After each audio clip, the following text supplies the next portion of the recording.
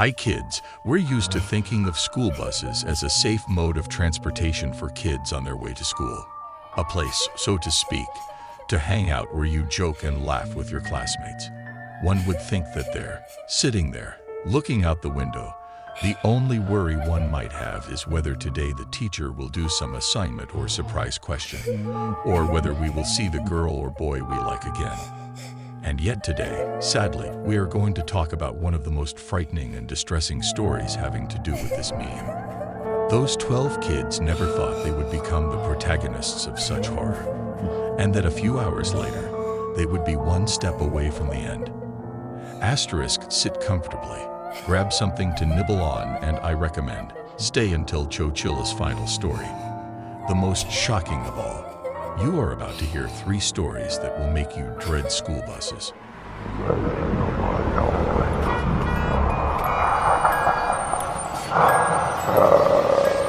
While the Chochilla kidnapping remains one of the most infamous incidents involving a school bus, countless other horrifying events never make it to the news. One such event involved a 14-year-old named Donald, who attended a high school in Virginia and was a member of the school band. The bus driver's name was Robert, but everyone called him Bob. Like Ed Ray, he also seemed to enjoy his job and enjoy the company of the students he drove, albeit the students were a little older. On October 20th, 1995, Bob was driving a class of band students to and from their field trip. Donald was on this bus. The festival they went to ended late at night around 10. And the drive back to the school where the students would be dropped off was a 45-minute drive away. The bus was on Route 58, a highway that runs through Virginia. Given the rural setting, there were no other cars on the road. But even when one car was relatively close to the back of the bus, it wasn't any cause for alarm at first. But when the car would start to tailgate the bus instead of simply going around it, especially when the bus and the car were the only vehicles in sight. As the students in the back of the bus started to discuss the strange behavior of the car behind them, the bus driver, Bob, attempted to shake off the driver by switching lanes. Some of the kids shouted things out the windows, prompting the chaperone to intervene and tell them to stop. Donald thought the aggressive driver was gone until the bus abruptly slammed on the brakes, causing everyone to lurch forward in their seats. The screeching of the brakes pierced the air as the bus came to a sudden stop on the highway, and Bob urged everyone to stay calm. The bus briefly went into reverse before coming to another stop. Bob instructed everyone to remain calm and quiet, urging them not to panic. Donald and his friends, along with the rest of the students, whispered nervously among themselves in response. Outside, multiple men's voices could be heard shouting, and then the bus doors opened. 2 men wearing black pullover masks, armed with handguns, boarded the bus, yelling at everyone to be silent. In response to some students near the front screaming, one of the armed men ordered the entire bus to empty their wallets of cash and remove any jewelry, row by row, with their guns pointed at the students. Each student complied, placing whatever money they had into a plastic bag held by one of the men, while the girls removed their jewelry. Some students screamed as the guns were pointed at them, a natural reaction given the terrifying situation.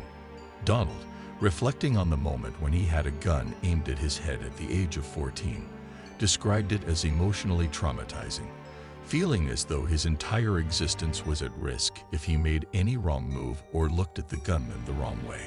The armed men didn't make it to the back of the bus before hastily deciding to leave, likely fearing that passing cars might intervene. Their vehicle, with its lights off and license plates covered, suggested a planned attack.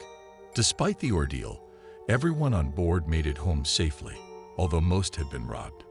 Bus robberies are unfortunately not uncommon, and while most incidents likely go unrecorded, what you're about to see is a school bus traveling along Route 58 near Whitbank. One Friday night this past February, a group of armed robbers targeted a school bus. Unbeknownst to the teachers on board, the robbers had strategically placed rocks on the highway to force vehicles to stop, allowing them to carry out their robbery at gunpoint. The bus was transporting teachers and the driver back to the school after an athletics meeting when it hit the rocks, causing a tire to rupture. The robbers, armed with guns and a knife, approached the disabled bus. The attackers made off with cell phones, cash, jewelry, and a smartwatch. The bus driver suffered a minor facial injury from being struck with a gun, but there were no other injuries reported.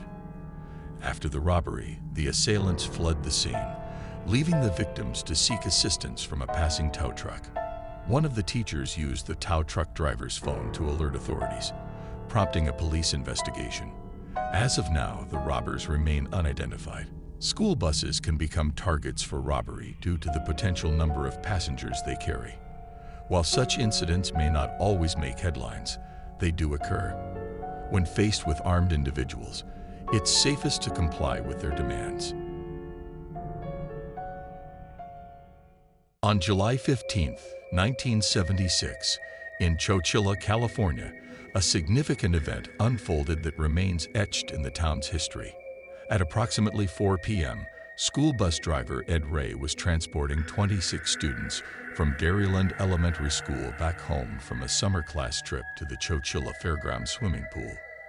Described as a humble rancher with a stocky build and around 55 years old, Ray was known for his patience and reliability. However, this day took a drastic turn when a white Dodge van blocked the road, its door open.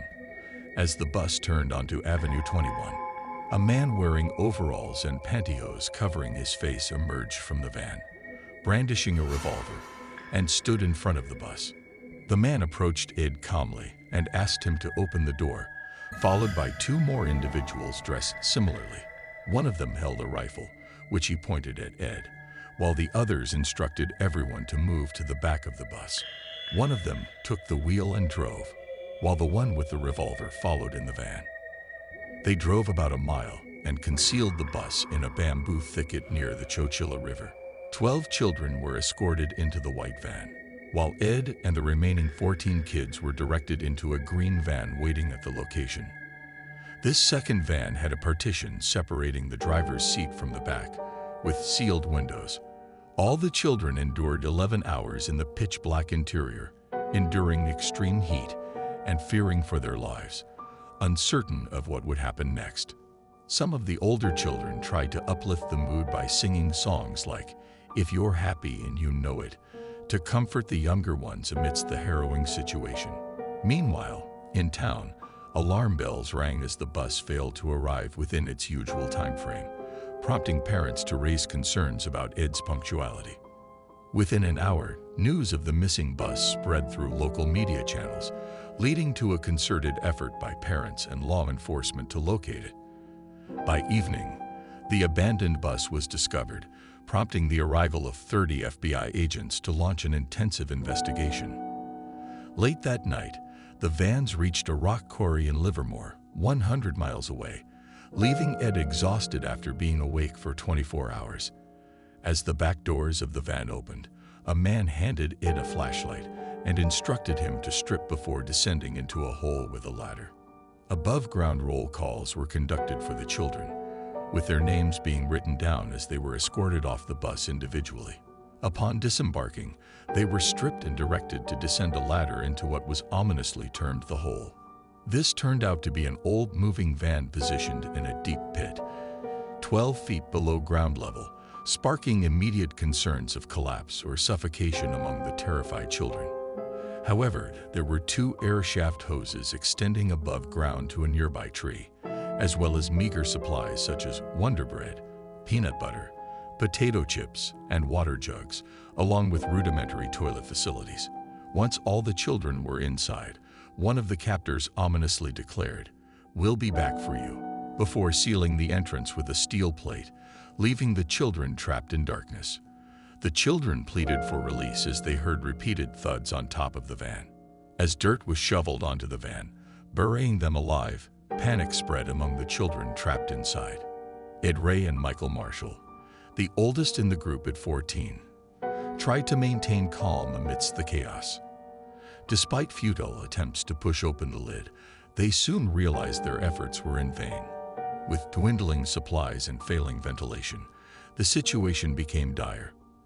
As the van grew hotter and the roof began to collapse, time was running out. Desperate for escape, the survivors stacked mattresses to reach the roof, which had been sealed with heavy metal and weighed down with industrial batteries. After hours of effort, Ray and Michael wedged the lid open with a piece of wood and moved the batteries. They then dug away the remainder of the debris blocking the entrance, 16 hours after they had entered the van. The group emerged and walked to the quarry guard shack, where the security guard called the police. The children were brought to a nearby jail where they were fed and interviewed by police. So the captors were three men: Frederick Wallwoods, James Schoenfeld, and his brother Richard. Frederick's family owned the quarry where the van was buried. The three men were finding themselves in financial struggles, so they planned to hijack the bus and demand a $5 million ransom to release the group. The men would flee when they saw the group escape, though, but they were found after a 2-week manhunt. They were found guilty and sentenced to life with the possibility of parole. Richard Schoenfeld was released in 2012, and James Schoenfeld was paroled on August 7, 2015. Frederick Woods was denied parole 15 times because he owned the quarry. The parole granted to one of the perpetrators in March of this year stirred outrage among the residents of Chowchilla and people worldwide. The heroic actions of Michael and Ed, who rescued the children from the buried van, prevented a tragedy of unimaginable proportions. Though Ed Ray passed away in 2012 at the age of 91, he is remembered as a hero to this day.